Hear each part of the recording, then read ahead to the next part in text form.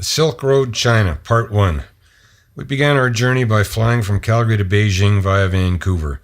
Leg one of the trip would then take us and our 15 newfound friends from Australia across China via Xi'an, Turpan, and Kashgar.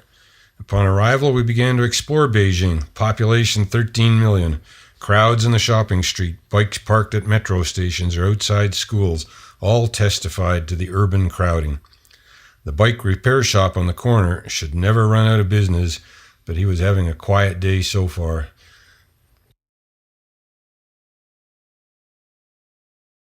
At an art school, we met our new best friend who sold us her 4-season series shown above her head, New Beginnings, Growing, Harvesting, and Enjoying.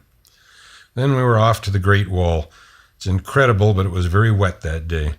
The souvenir vendors sold lots of cheap ponchos. A 30-minute climb up the stairs led to a very limited view. Then the rain really began. Good thing there were guard towers to hide in. Ruth sort of stayed dry. The local street market back near the hotel, with its stands of veggies, fruits, nuts, and many other goodies, provided lots of entertaining sights. Being travelers and not tourists, we took the bus to the old Beijing folks' delicious food restaurant where we were the only Caucasians.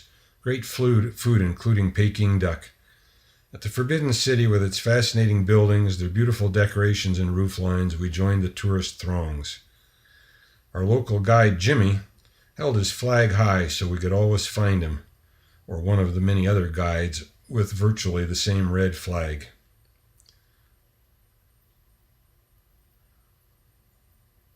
Local flavor came from the manual labor being done.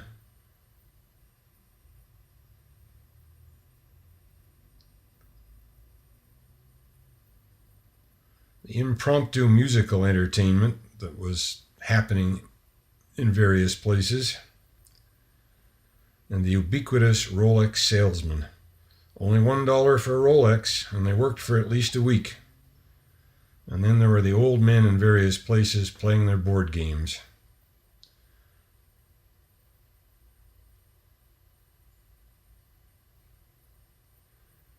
Two days later, we joined the throngs in the station waiting for the overnight train to Xi'an. My bedroom companions included Ruth, Yvonne, and Allison, every man's dream. Xi'an is home to 7 million people and the Terracotta Warriors. They were created 4,700 years ago to protect the emperor's spirit forever in his burial mound nearby. More than 6,000 life-size figures with the facial features of some of the 500,000 men working on the project at the time. Xi'an also has its share of open markets, and some of the work groups there were practicing their 2008 Olympic routine every day before work. The city was enclosed by a wall 14 kilometers long and was once surrounded by a moat. Since an archer's range was 60 meters, their shooting towers were 120 meters apart.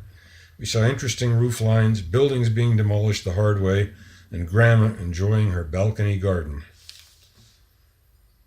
The local markets had everything from vendors with ceramic whistles to fruit, silk, and other stuff as far as the eye could see.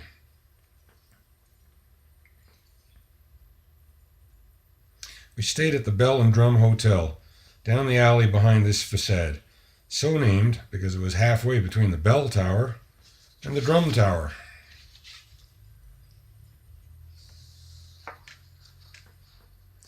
Then on to Turpan via the 2-day train, with its Western and Chinese toilets at opposite ends of the train cars.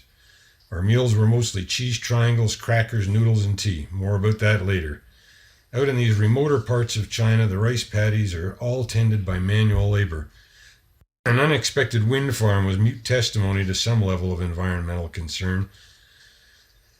At some time during that day, we passed the western end of the Great Wall.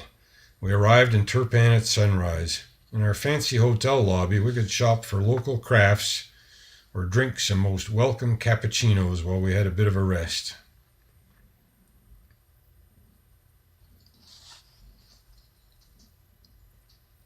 The ancient city of Jiaho existed on a plateau surrounded by rivers for protection. Accommodation was carved out of the rock. like Mesa Verde in Arizona, were built on top over 2,000 years ago.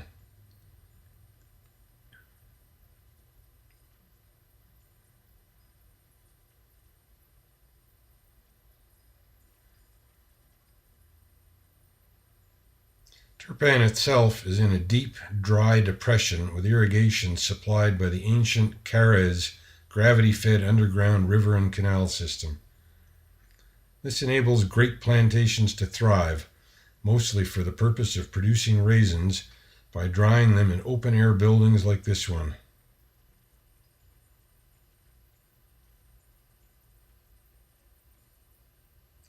The grapevines made also great covered walkways on hot days. This local vendor told me that his produce was the king of raisins.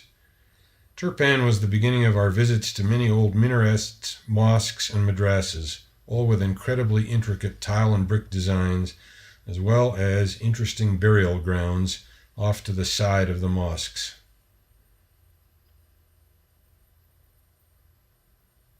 The bazaar in Turpan assaulted our senses with sights, smells, and noises galore. The locals had lots of ways to travel there. There were meats, fruits, nuts, clothes, more food, knives, hardware.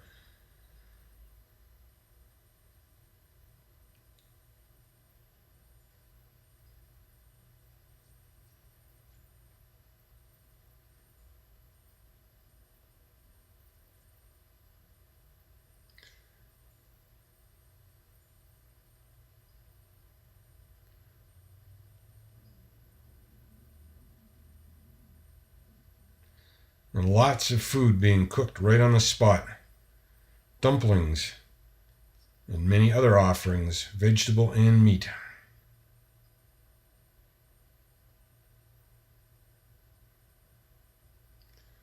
And at the very end, if a person wanted to, they could buy some pigeons to take home. This fellow was going home with an empty wagon at the end of a hard day, and there's the lineup of Turpan taxis waiting to take people home. Nearby, there was a cash corner, just like in Calgary, the source of ready labor for many projects.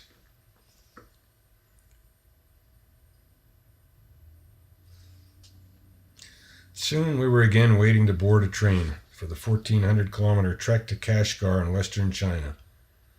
Little people are the same everywhere. Just give them some food and they entertain themselves during a long wait.